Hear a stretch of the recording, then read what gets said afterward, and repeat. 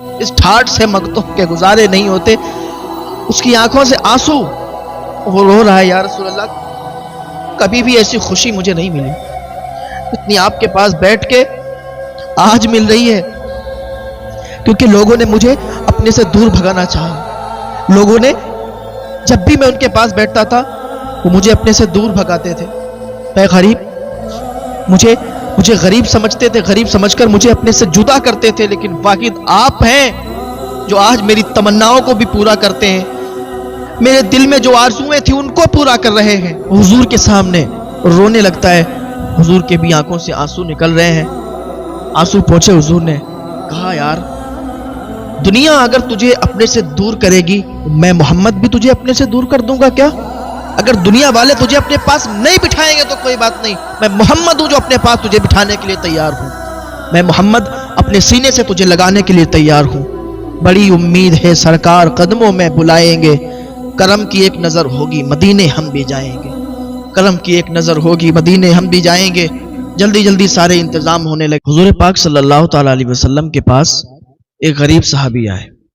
آنے کے بعد رونے لگے.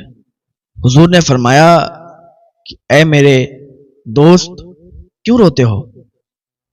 وہ کہنے لگے حضور ابھی تک لوگوں نے میرا مذاق اڑایا ہے، کسی نے بھی مجھے تسلی نہیں دی، کسی نے بھی مجھے یہ نہیں کہا کہ میرے پاس بیٹھ جاؤ، مجھے سہارا نہیں دیا. اگر میں کسی کے پاس بیٹھ گیا تو وہ اٹھ کے چلا گیا. ہمیشہ میرا مذاق اڑاتے ہیں کیونکہ میں غریب ہوں، میرے پاس مال و دولت نہیں ہے. اور یا رسول اللہ صلی اللہ تعالیٰ علیہ وسلم میں آپ کا دیوانہ ہوں، آپ کے پاس اس لیے آیا ہوں کہ آپ کے پاس بیٹھتے ہیں تو سکون ملتا ہے. آپ کے پاس آیا ہوں تاکہ لوگوں کی شکایت کروں اور آپ کے ساتھ بیٹھ جاؤں، کچھ سکون ہمیں بھی حاصل ہو جائے، میرے دل کو بھی کچھ سکون ہو جائے کہ میں آپ سے باتیں کروں. حضور پاک صلی اللہ تعالیٰ علیہ وسلم اس کے دل کو تسلی دینے لگے، اس سے باتیں کرنے لگے. اس کی باتوں کو سن کے آپ رونے لگے، آنسو پہنچے، اسے تسلی دی. حضرت جبریل علیہ السلام آ گئے اور کہنے لگے یا رسول اللہ صلی اللہ تعالیٰ علیہ وسلم یہ شخص جو ہے جو آپ کے پاس بیٹھا ہوا ہے یہ کل ظہر کے بعد مر جائے گا، یہ کل ظہر کے بعد انتقال کر جائے گا، اس دنیا کو چھوڑ کر چلا جائے گا. حضرت جبریل یہ پیغام سنا کر چلے گئے. حضور پاک صلی اللہ تعالیٰ علیہ وسلم نے اس کو یہ مناسب نہیں سمجھا کہ بتائیں، اس لیے کہ دنیا والوں نے اس کا دل توڑا ہے، تو اب میں اس کو یہ بتا کے اس کا دل توڑنا نہیں چاہتا ہوں، کیونکہ میرے پاس آیا اس لیے ہے کہ میں اس کا دل جوڑوں، اس کو تسلی دوں، اس کے دل کو سکون پہنچے. تو آپ نے اس سے فرمایا کہ مجھے یہ بتاؤ کیا تمہاری کوئی تمنا ہے، کیا تمہاری کوئی آرزو ہے جو میں ابھی اسی ٹائم تمہاری آرزو تمہاری تمنا کو پوری کروں؟ اس نے کہا یا رسول اللہ صلی اللہ علیہ وسلم میں بہت زیادہ غریب ہوں، میری ایک آرزو یہ ہے میں نے کبھی بھی میٹھا حلوہ نہیں کھایا، مجھے میٹھا حلوہ کھانا ہے. حضور فرماتے ہیں اور بھی کوئی تمنا؟ کہنے لگا یا رسول اللہ میری دوسری آرزو یہ ہے مجھے سب نے دھتکارا ہے، مجھے سب نے ذلیل سمجھا ہے، نیچا سمجھا ہے، غریب سمجھا ہے، کسی نے عزت نہیں دی. یا رسول اللہ میں جوان ہوں تو میں چاہتا ہوں یا رسول اللہ آپ میری شادی کروا دیں، کیونکہ مجھے اپنی لڑکی کوئی نہیں دے گا، لیکن آپ اگر حکم فرما دیں گے تو آپ کو کوئی منع نہیں کرے گا، آپ میری شادی کروا سکتے ہیں. حضور پاک صلی اللہ تعالیٰ علیہ وسلم نے ارشاد فرمایا کیا تمہاری نظر میں کوئی ہے کہ جس سے تم نکاح کرنا چاہتے ہو، عقد کرنا چاہتے ہو؟ اگر تمہیں کوئی پسند ہو مجھے بتاؤ، میں اسی کے ساتھ تمہاری شادی کرواؤں گا. وہ صحابی کہنے لگے یا رسول اللہ جب تک بکے نہ تھے تو کوئی پوچھتا نہ تھا، تم نے ہمیں خرید کے انمول کر دیا ہے، تم نے ہمیں خرید کے انمول کر دیا ہے. یا رسول اللہ میری چاچا کی لڑکی ہے، مجھے بہت زیادہ پسند ہے، لیکن میرے چچا کبھی بھی میری عزت نہیں کرتے، مجھے غریب سمجھتے ہیں، اپنے سے دور بھگاتے ہیں، کبھی بھی وہ مجھے شادی اپنی بیٹی کی کبھی نہیں کریں گے. یا رسول اللہ مجھے وہی لڑکی پسند ہے. حضور نے فرمایا اپنے صحابی کو حکم دیا کہ جاؤ جلدی سے صدیق کو بلا کے لاؤ، عثمان کو بلا کے لاؤ، علی کو بلا کے لاؤ. جلدی جلدی سارے لوگ آئے، صحابی آئے، کہ حضور جانتے نا تو کل یہ مرنے والا ہے، کل اس کا انتقال ہو جائے گا. حضور جانتے تھے لیکن ابھی اس کو بتایا نہیں کہ اس کا دل ٹوٹ جائے گا. تمنا پوچھی بتا دی، آرزو پوچھی بتا دی، اب وہی پوری کر رہے ہیں. سارے لوگ آ گئے، صحابی آ گئے، حضرت عثمان غنی آ گئے، حضرت مولا علی آ گئے، حضرت عمر فاروق اعظم آ گئے، صدیق اکبر آ گئے. حضرت علی رضی اللہ تعالیٰ عنہ سے حضور نے فرمایا علی میٹھا حلوہ تیار کرو اور ایسا حلوہ تیار کرو آج تک کسی نے کھایا نہ ہو. حضرت علی چلے گئے حلوہ بنانے کے لیے. حضرت صدیق اکبر ان سے حضور فرمانے لگے کہ تمہارا ایک مکان جو ہے وہ تھا وہیں پر تھوڑی دوری پر چھوٹا سا مکان تھا, کہا تم وہ مکان اللہ کی راہ میں دینا چاہتے ہو؟ حضرت صدیق اکبر کہنے لگے یا رسول اللہ میری جان, میرے ماں باپ, میرا مال سب آپ پر قربان, وہ مکان آپ کا ہے, آپ جس کو چاہو تو. حضور نے فرمایا ٹھیک ہے وہ مکان اس کا ہوا. شادی کے انتظام جلدی جلدی اس کے چچا کو بلایا گیا. کہا کہ تمہاری بیٹی شادی کے لائق ہے, کیا اپنی بیٹی کا نکاح کرنا چاہتے ہو؟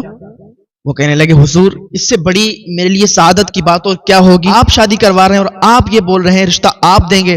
تو یا رسول اللہ میرے ماں باپ آپ پر قربان ہے, غلام حاضر ہے, آپ حکم فرمائیں میں اسی کے ساتھ اپنی بیٹی کی شادی کر دوں گا, نکاح کر دوں گا.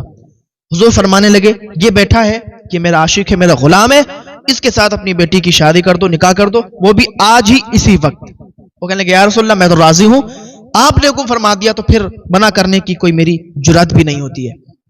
اب سارے انتظامات ہو گئے, حضور نے سارے لوگوں کو بلایا. اب یہ دیکھ رہا ہے اتنی جلدی جلدی انتظام ہو رہے ہیں, ابھی تو حضور کے پاس آئے تھے, دنیا والوں نے مجھے درد دیے تھے, دنیا والوں نے مجھے تکلیفیں دی تھیں, کبھی بھی کسی نے پیار نہیں کیا, لیکن حضور کی وہ ذات ہے کہ اپنے پاس بٹھایا بھی ہے اور میری آرزو میری تمنا بھی پوری کر رہے ہیں, میرے دل کو ٹھنڈک بھی پہنچا رہے ہیں. یہ سب تمہارا کرم ہے آقا کہ بات اب تک بنی ہوئی ہے.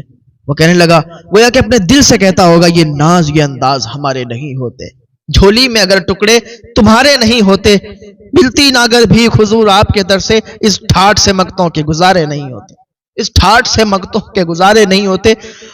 اس کی آنکھوں سے آنسو, وہ رو رہا ہے یا رسول اللہ کبھی بھی ایسی خوشی مجھے نہیں ملی اتنی آپ کے پاس بیٹھ کے آج مل رہی ہے, کیونکہ لوگوں نے مجھے اپنے سے دور بھگانا چاہا.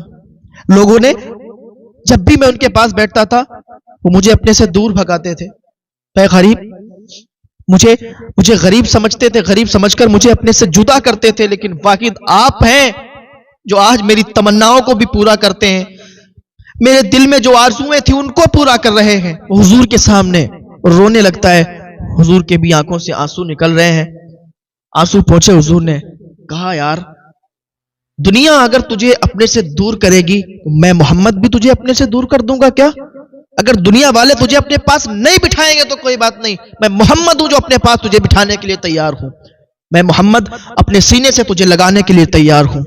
بڑی امید ہے سرکار قدموں میں بلائیں گے, کرم کی ایک نظر ہوگی مدینے ہم بھی جائیں گے, کرم کی ایک نظر ہوگی مدینے ہم بھی جائیں گے.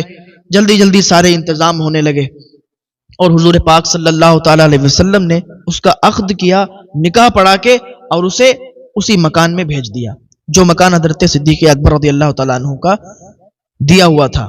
بھیج دیا اور کہا ٹھیک ہے یہ تمہارا مکان ہے, اپنی بیوی کو لے جاؤ, اور وہ حلوہ جو تیار کیا گیا تھا وہ بھی اسی کو دے دیا گیا, اور کہا یہ بھی لے جاؤ کھاؤ جا کے. شادی ہو گئی, نکاح ہو گیا.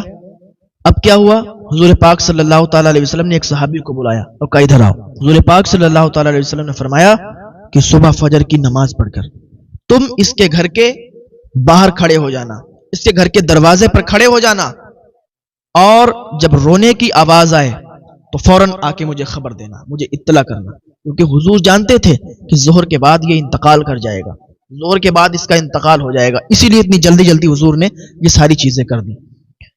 اب وہ کیا ہوا, رات پوری گزر گئی, صبح فجر کے بعد وہ شخص, وہ صحابی رسول حضور کے حکم کے مطابق ان کے گھر کے دروازے کے باہر کھڑے ہو گئے. اب کیا ہوتا ہے کہ ظہر کا ٹائم آ جاتا ہے, آئے ہے ظہر کا ٹائم آ گیا, وہاں رونے کی کوئی آواز نہیں آئی, ہنسنے کی آوازیں آ رہی ہیں, مذاق کی آوازیں آ رہی ہیں. اب وہ جو صحابی کھڑے تھے وہ کہتے ہیں حضور نے فرمایا تھا کہ رونے کی آواز آئے گی, ظہر کے بعد ظہر کا ٹائم نکل گیا, رونے کی کوئی آواز نہیں آئی. اب تو عصر کی اذان ہونے لگی, ہنسنے کی آوازیں آ رہی ہیں, رونے کی آواز کوئی نہیں آتی. بھاگ کے دوڑ کے حضور کے پاس آئے, یا رسول اللہ صلی اللہ علیہ وسلم آپ فرما رہے تھے کہ رونے کی آواز آئے گی. حضور نے فرمایا ہاں بتاؤ کیا بات, رونے کی آواز آئی. وہ کہنے لگا یا رسول اللہ صلی اللہ تعالی علیہ وسلم وہاں رونے کی آواز, وہاں تو ہنسنے کی آوازیں آ رہی ہیں, تو عصر کی اذان بھی ہو رہی ہے اور وہاں ابھی تک رونے کی آواز نہیں آئی. हुजूर सल्लल्लाहु ताला अलैहि वसल्लम का सर सजदे में, अर्ज करते हैं, ए पाक परवरदिगार आलम, तेरा जिब्रील आया था और जिब्रील ने यह बताया था कि जोहर के बाद उसका इंतकाल हो जाएगा, लेकिन उसका इंतकाल हुआ नहीं, वो तो हंस रहा है, वह तो हंसने की आवाजें आ रही हैं। तो आवाज आई, ए मेरे महबूब, वाकई वाकई उसका इंतकाल जोहर के बाद होता।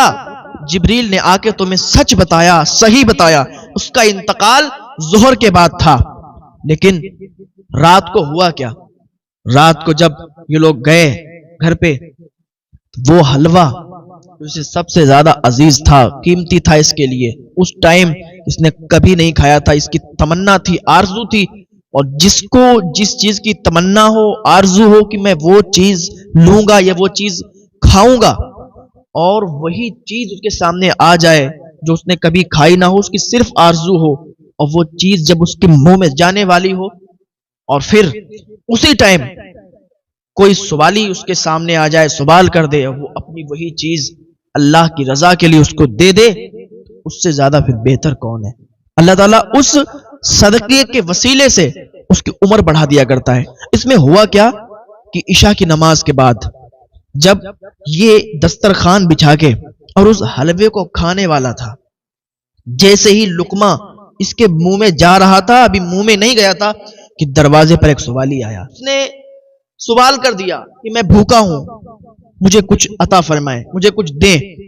तो ये खाने वाला था, तो इसने क्या किया कि मुंह में लुकमा तक नहीं रखा, वो वापस किया। इसने कहा कि मेरी आरजू थी कि मुझे हलवा मिल जाए, और मेरी ये भी आरजू थी कि मेरी शादी हो जाए, मेरी शादी भी हो गई, मुझे हलवा भी मिल गया, तो अल्लाह के नबी ने ये मेरे लिए किया है, तो यही मेरे लिए बड़ी नेमत है कि मेरी शादी हो गई। हलवा तो फिर मैं कभी खा लूंगा, अभी मैं इस गरीब, इस भूखे इंसान को दे देता हूं।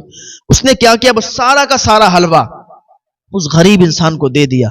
जब सारा हलवा उस गरीब ने खाया, अल्लाह की बारगाह में दुआ की, अल्लाह की बारगाह में दुआ की कि ऐ अल्लाह, इसकी उम्र को लंबा अता फरमा दे, इसकी उम्र को बढ़ा दे, इसने मेरा पेट भरा है, इसने मेरी लाज रखी है, या अल्लाह तो इसकी लाज रख ले और इसकी उम्र लंबी अता फरमा दे।